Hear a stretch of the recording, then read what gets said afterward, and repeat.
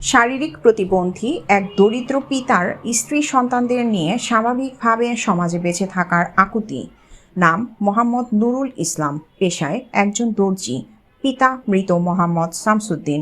বলছি কিশোরগঞ্জ জেলার কটিয়াদী উপজেলার উত্তর ফেকামারার অজপাড়া গাঁয়ের স্ত্রী ও 4 সন্তানের দায়ভার বহন করা এক শারীরিক প্রতিবন্ধী এক যুবকের কথা। শারীরিক সুস্থ থাকা অবস্থায় কাপড় সেলাই করে সামান্য আয় হলেও স্ত্রী সন্তানদের নিয়ে ভালোই কাটছিল তার সংসার। কিন্তু হঠাৎ শারীরিক অসুস্থতায় শরীরের ডান পাশে প্যারালাইজড হয়ে যাওয়ায় বর্তমানে উপার্জন করা ও সংসার চালাতে হিমশিম খেতে হচ্ছে এই শারীরিক প্রতিবন্ধী যুবকের। ঠিকমতো কাজ করতে না পারার কারণে স্ত্রী, 2 ছেলে ও 2 মেয়ে নিয়ে তার সংসার চালানো প্রায় দুঃসাধ্য হয়ে দেখা দিয়েছে।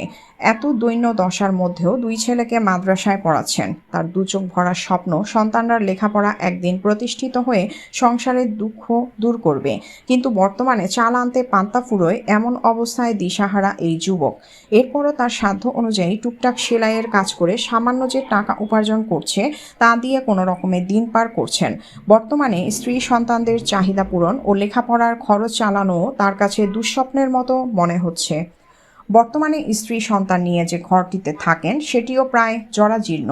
ঝড় বৃষ্টির পানি পড়ে টিনের চালের ফুটো দিয়ে প্রচণ্ড শীতের কবলে থেকেও রক্ষা পাচ্ছে না তার এই পরিবার। যেখানে সংসার চালিয়ে যেতেই তাকে এত হিমশিম খেতে হচ্ছে, সেখানে তার উপর নতুন ঘর তৈরি করা তো এক অবাস্তব স্বপ্নের মতো। তাই আগামী বর্ষা মৌসুম আসার আগেই ঘরটি মেরামত করতে হবে, নতুবা ঘরটিতে অনায়াসে বৃষ্টির পানি ঢুকবে। ছোট ছোট ছেলে মেয়েদের নিয়ে এ দম্পতিকে বৃষ্টির পানিতে ভিজতে হবে।